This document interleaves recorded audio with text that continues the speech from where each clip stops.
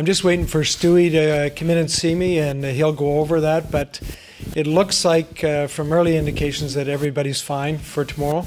But we'll get that in about another hour. We'll have exactly if anybody has to be held either off the ice or out of contact. So there's two scenarios there, because we'll get into contact right away tomorrow. Mike, how much have you studied over here last year, and how much will you tweak how you approach this season? What's different for you entering year 2? Well, we generally, as I mentioned before, earlier in the summer, we have a list of things in each area that we took a look at, whether it's how we approach meetings. We're going to do some different things in our meetings with the team this year, shorten it up, smaller groups. We're going to do a lot more smaller group meetings. So defense as a group will, starting even tomorrow, we'll meet together and go over our systems and our structure, how we play the game, and in that area there's a couple little things, but the general framework will be the same. But we took a look at every single thing we do, from our fitness to our on ice to how we run our practice to the strategy into the games, travel, and then we have a checklist of a couple of things in each area that those are the things we're going to improve on this year. With the penalty minutes you guys had last season, and I know discipline was something you wanted to sort of change, how do you go about doing that? Maybe not so much in practice, but when preseason games start?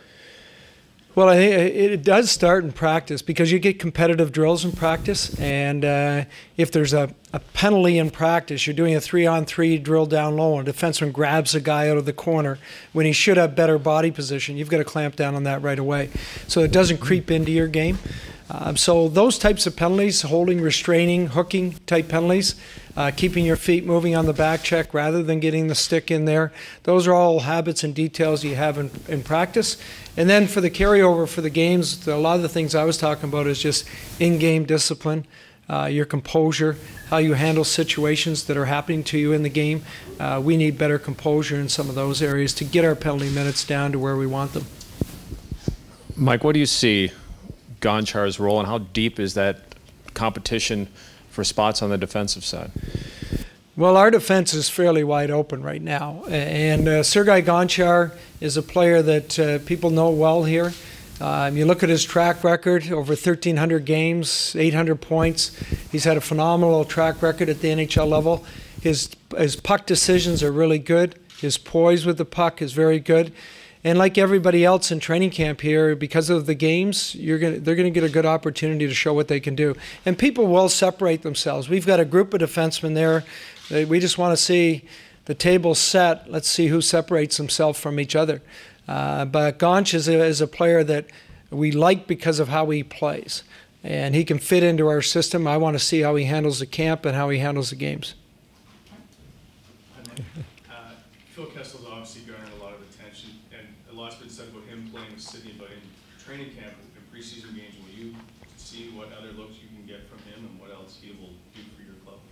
Yeah, you'll see starting tomorrow we're going to have a mixture of lines in practice, and part of the first couple days is allowing some of our young guys to play with some of our older guys so that they learn the pace and the tempo to play with. As we start to get into games, we have a framework over the course of the games we plotted out right now, barring injuries where we have to make adjustments, where we want to see guys playing with certain players. And so as we move into the games, I think first game Phil will play in, I think is slated for the first game here, so the Carolina game.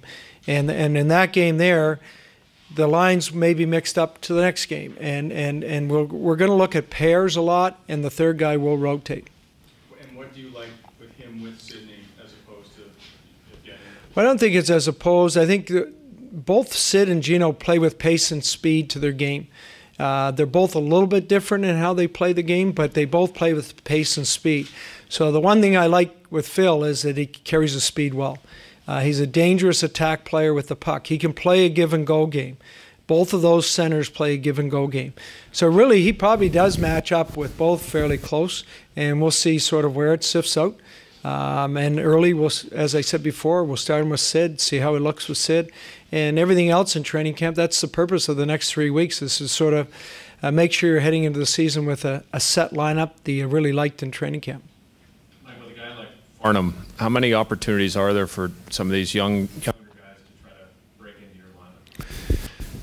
Well, as I see it, there's a couple things there. One is, are you here for opening night, or do you play games over the course of the season? So there's several of those players that are vying for 1 or 2 spots for opening night up front. But really, they're battling for the opportunity to be the first call up, and that type of situation. Farnham, by the way he played last year, in my mind, has a chance to be here on opening night. So I want to see how he fits into our group again here in training camp. But I like his energy. I like his physical play. He can do things in our forward group that other guys can't do. He brings things to the table that other guys don't. So he's played well in Wilkes. And last year I know Heinze really liked him. And certainly when he came up with us, we really liked the way he plays. He does have to, like other players, add a little bit to his game. And that's what we're probably going to be looking for here in training camp that may separate them. Mike, kind of a major change really in hockey with the 3-on-3 coming into play. How much thought have you put into that as a coach? And have you talked to other coaches and do you approach it differently? Is it going to be some set plays or is it wide open? What do you think about the whole situation? Well, actually, we watched in the summer at our development camp, we watched American Hockey League games last year. So we had a bank of probably 15 to 20 3-on-3 games. So we took the American Hockey League games last year. We watched them as a coaching staff, and we talked about, really, when you look at it, it's very different. So your forecheck is different. How you play in your own zone 3-on-3 is totally different. Even some of the mindset of how you play changes, and length of shifts. So from what I saw in London, what I saw in the American League games, talking to a couple of junior coaches in the Quebec League who've already gone through it this year and things on the face-off that they've tried, we've looked at everything, and really the package of playing 3-on-3 is much different than anything else we'll do. So we do have to have a game plan, and now the NHL has gone to 3 games. They've given us 3 games where we're going to play 3-on-3 automatically in the preseason games. And so we know at the end of each of those games, no matter what the score is, we're playing 3-on-3. I think that's great. It's exciting for the fans to see it before the season starts, but more important, because it is so different, it's very important that our players go through it. But you being a coach, have you thought of any wrinkles on your own that would be? We do have some wrinkles, and we do have some things that we're going to try. We've talked about combinations of players. Do you use 2 forwards and 1 D? Do you use 2 D and 1 forward? Do you use 3 forwards? And so it's a strategy of play we've talked about a lot, and we're going to, unfortunately, get to see our personnel in those situations as we go through those 3 games. One more, Phil, if I can. This is a team obviously struggled to score goals last year, and you had key injuries to key players, and so I know there's lots of different factors, but what are your expectations on Phil this year? Well, Phil's track record, as you know, has been very good offensively. And so expectations, there's a broad range of expectations when you talk about expectations for every player. You're talking about their preparation, their details, their habits, how they play the game, how their off ice is. And I think in a guy like Phil, he's much like Bonino or anybody else new coming to our organization. He's going to try and get used to how we do things here in Pittsburgh as quick as he can. We're going to have to, with all those guys, really work with them over the course of training camp.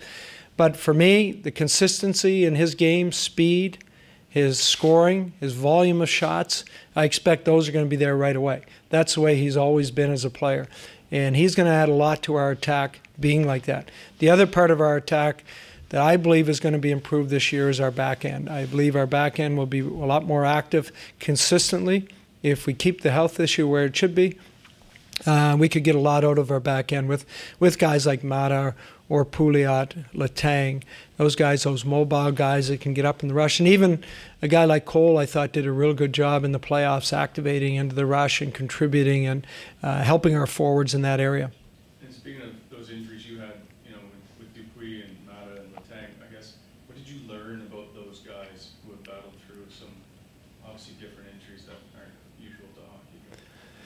Well, the one thing is with those guys is, I don't know if you've interviewed them today, but in particular, those 3 guys, you talk to them, they're all 3 of them are very driven.